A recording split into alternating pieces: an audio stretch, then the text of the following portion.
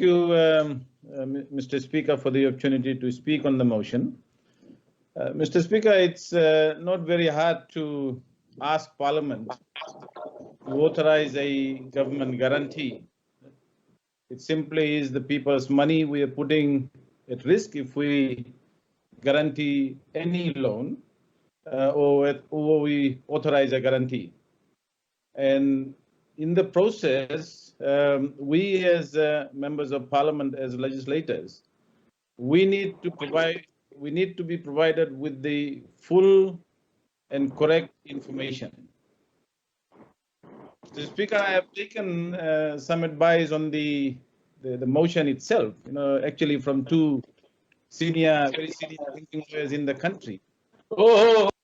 And in their view, it's a very poorly, or should I say, incompetently drafted motion or resolution. And I think they have a point. We know, for example, from what the Attorney General said in his presentation of the motion, that we're borrowing from the RBF. And of course, that information really should be in the motion or in the resolution. We know that FDB is going to borrow 170 million. But the question is whether the guarantee that we are providing only relates to the principal of the loan or principal plus interest and other costs. I know Honorable Minister Reddy quite correctly provided a very good rationale of the role of the FDB, and we understand that, and we have always talked about the role that FDB can play in terms of providing that support to the agriculture sector, especially those micro business enterprises within the agriculture sector. And we heard from the Honorable Attorney General that 62% of the loan portfolio actually goes to the agriculture sector. But I think the question I would also want to raise, and perhaps the Ministry of Agriculture, in consultation with the Fiji Development Bank, I know many years ago the bank used to do some analysis of the impact. It's all right to look at how much has been loaned out to the people, in the agriculture sector. I know the Commerce Ministry, which administers the small medium enterprise loans, they've done some analysis and the impact. But I think we need to have the analysis of the impact that FDB is having on the agriculture sector. The details on the rate of interest on which the money will be borrowed by FDB wasn't very clear. We were not told at what interest we are borrowing and what interest the FDB is going to lend, at what interest rate the FDB is going to lend to the people. I know Minister Reddy did say that the interest rate is lower than the interest rate charged by the commercial bank. The fourth thing that I think the resolution doesn't do, for example, it asks for a government guarantee for a 12-month period from 1st March 2021 to 28 February 2022. I don't know how meaningful is that term. Does the government mean that it is released from the guarantee after the 28th February 2022?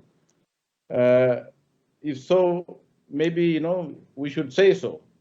Or does it mean that the government will only guarantee money borrowed by FDB before February 2022? And what happens to any interest that would be accrued after 28th February 2022? And finally, I'm not sure if the motion really need to include the guarantee fee because as I understand it, it's a matter between the Ministry of Economy and FDB. So I think we need to be very clear when we are presenting these motion for loan guarantee, and I think we need full information. The second part of my contribution on this motion, Mr. Speaker, rests on the issue that we all need to be talking about. And I think Minister Reddy did talk about the agriculture sector, but I think he stopped short of saying what is needed now. What are we planning through the FDB to help thousands of people who are struggling to make ends meet out there in the community? So this motion really in some ways is not helping in any way for our people to understand what is the government trying to achieve, what is the FDB going to achieve in the current situation. We have a crisis, so we are actually by not giving all those details. I mean, by now we should have had a plan from the FDB. What is this $170 million borrowing that they will do or undertake that they are going to use? I mean, we need a proper plan, and we have already raised the expectations of the people about what we can do as a parliament, what the government can do, and essentially, I think we are burying these expectations as a result of not providing detail. This would have been one opportunity. If we were guaranteeing a loan to FDB, we could have had a very clear plan from the FDB in consultation with the government, in consultation with the lender, the RBF, and we could have said, how do we want to help the people? I mean, we're kind of giving a kick to the guts of several thousand people, who are struggling, who are wanting to know what the government is trying to do. Secondly, Mr. Speaker, we know everything that we do now, in terms of government policy.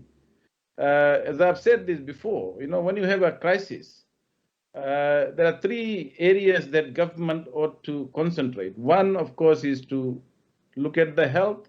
We are addressing the COVID issue. The Ministry of Health is leading that. But we also need to look at other requirements of the health of our people. We need to ensure that there are enough medicine, there are other facilities. We can't ignore that.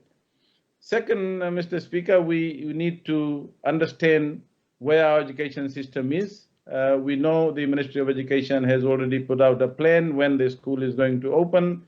We've had some of the support that they are giving to the students, but we need more support, very clear indication. And the third, which is the most important one, is to support our people, their income, their food requirements if they don't have the income.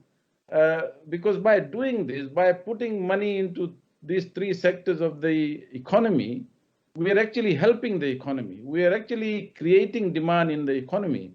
And I thought that this guarantee that we are giving to FDB, this would have been an opportune time to steer the lending out of this 170 million borrowing to specifically help the people who are out there. We know that almost 50% of the people are now below the poverty line, given the poverty rate and the 20% that are on the margins of poverty. You add that, you essentially estimating a poverty rate of about 50%. So, Mr. Speaker, this $170 million that we are being asked to approve, of course, is going to be disbursed through FDB. Like the bank was writing checks, I remember, to be handed by the Prime Minister and the ministers in 2018. under the SMEs, and we had various schemes, care initiatives after the Cyclone Kenny and Josie. I also noticed, Mr. Speaker, that the final quota appropriation statement from the Ministry of Economy presented to this Parliament some time ago shows that from 1st of May to 31st of July 2018, a sum of $110 million was redeployed from the heads of the budget, in my view, contrary to Financial Management Act of practices for so-called disaster rehabilitation. And we will know, Mr. Speaker, I mean, I don't hesitate to say this, that the need probably now for some kind of redeployment of funds is bigger than what, in my view, was in 2018, which was essentially an election year. And many people believe that it was electioneering being done by this government in 2018. But 2021, I think, is very crucial, Mr. Speaker, for our people. And I think it is crucial for this government, because the people are watching this government. I mean, if the government has any political sense, they would be heeding the calls from the people and those on the ground. So apart from saying that this is going to go to the agriculture sector, there is no clarity. And I want to re-emphasize that we need clarity at this crucial time. This is a crisis. We need clear indication as to what FDB is going to do with this money. If it is just for regular lending, then we are assuming that bank will lend 170 million in a year. There are still suspicions about what is going to happen with this 170 million. Some people are saying, is some of the 170 million going to be used for Fiji Airways? Because that could be the perception in the absence of the detail. Mr. Speaker, exactly a year ago, on 25th May 2020, you recall that the Parliament approved a 3-year guarantee worth $455 million for Fiji Airways. The guarantee stipulated that the airline borrow, amongst others, from the FDB a sum of 75 million, funds which were lent by the Reserve Bank to FDB. And I want the Honourable Minister for Economy and the Attorney General, in his response, Mr. Speaker, to the motion, clarify whether or not Fiji Airways actually applied for an additional $25 million loan on top of 75 million guaranteed by Parliament to be borrowed from FDB. Whether or not Fiji Airways actually wrote to the Reserve Bank of Fiji seeking approval and ways on how to borrow the additional sum outside of the guarantee. And third, whether or not the advice from the Reserve Bank of Fiji was to borrow the amount under disaster rehabilitation or contingency. So, Mr. Speaker, in view of what I have just said, and it'd be interesting to hear the response from the Honourable Attorney General, I'm kind of deeply suspicious of what such a large sum is for. One must not forget that we were told Fiji Airways needed $38 million a month to save its debt and lease commitments for its planes. The guarantee was for 3 years from 30th May 2020. Therefore, the sum of $456 million would have been needed till 30th May 2021, which is, and May would be ending this week. What about the rest of the 2 years? And I know Honorable Giboka talked about the chairman of FDB being the CEO of Fiji Airways. I mean, it's a point that needs to be made. We want to know if there is a conflict of interest. If there is absolute transparency and accountability in the lending by the FDB to Fiji Airways. Mr. Speaker, I mean, if all this is theoretical and the intention is to not help our people, then, as I said, we are deeply suspicious. What I would urge the government to do, in fact, we should look at, if we continue with the COVID crisis, we know that the cases are still coming up, rising, and I'm sure we will hear from our experts sooner than later as to what they feel about how COVID-19 is being contained or arrested, or how we are going to deal with the other issues surrounding the health measures that the Ministry of Health will put out. And it appears, Mr. Speaker, that we are not going to get away from this anytime soon. And so the collateral with any kind of health measures like longer lockdowns would require a very well coordinated, well planned response from all different arms of the government. And what is the best thing to do in a situation like this? When you have a very severe economic crisis where demand is very, very low, where people have no income, where people have no spending power, basic economics, Mr. Speaker, will tell us, and if you look at what countries do in very, very serious economic crisis like this, and some people have compared the economic crisis to, the depression in the 1930s and 40s, and some are going to the credit crunch in 2008, 2009, and 10, the global economic crisis. And the response from governments at that time was to create demand. So if we put out money, I mean, I know in Australia, in anticipation of the global economic crisis, they actually sent checks to individuals and families because they wanted people to spend money. And when they spend money, it creates demand. It creates a multiplier effect. So I think what the government ought to look at now, through, whether it's through a grant or whether it's through guaranteeing a loan to FDB as an instrument to do that, or some other ministry. But I think we need to fundamentally understand that we need to put in money into the pockets of those who are going to spend all of them for consumption right now, because we have a crisis.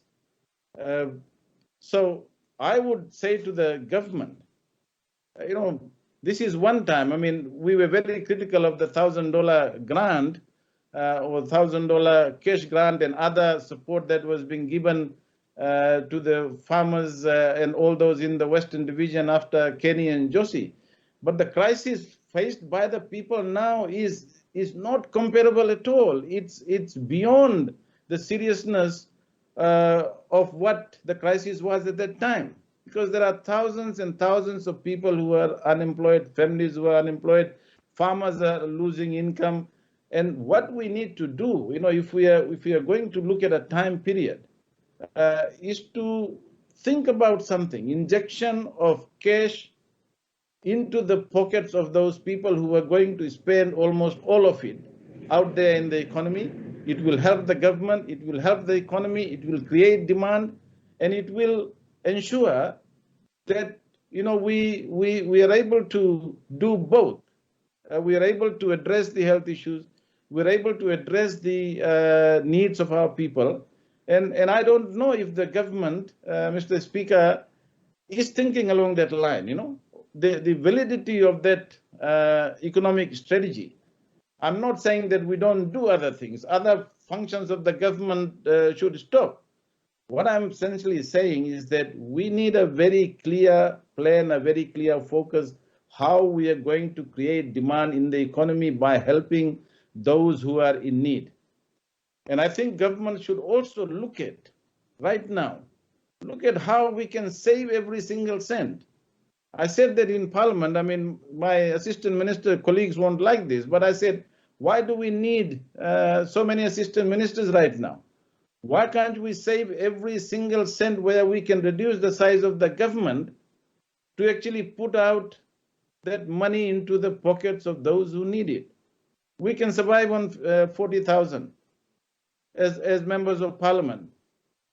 But let's say, we are looking for these kind of savings. These are the kind of things that I would suggest to the government. And we have said this before. I mean, there are a lot of people out there who have a lot of ideas about how we can help the people, how we can help the government. But fundamentally, if you're looking at from a macro point of view, it's about helping the people. I mean, I don't criticize Honorable Dr. Reddy for actually going out and helping the farmers. In fact, providing seedlings to the farmers immediately after the COVID last year, created some activity. People were able to plant things. A packet of bean seed may allow them to grow enough bean for their consumption. So those are like very specific, small interventions which are very good. But I think we need a totally macro picture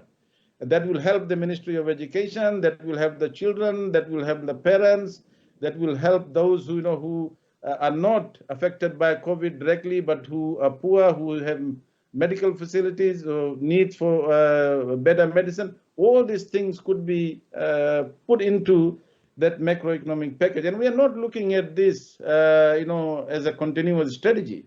It could be a one-off strategy for the next 6 months or for the next 1 year to ensure that we deal with the massive economic fallout that we have. I know we keep saying that the whole world is suffering. Yes, the whole world is suffering, but we must also look at what are other countries trying to do? Can we learn from them? Can we seek help from them? I said in an article I wrote, Mr. Speaker, very early last year, about the role of Australia and New Zealand about providing some kind of a economic recovery package as they did to their own countries to Pacific Island countries, including. So we have Mr. Speaker, and government, Mr. Speaker, India, by calling on the government again to look at that macro picture. There is a way to handle the plight of the people now, and government can do that if we think carefully, if we plan carefully, and if we take ideas. Thank you, Mr. Speaker.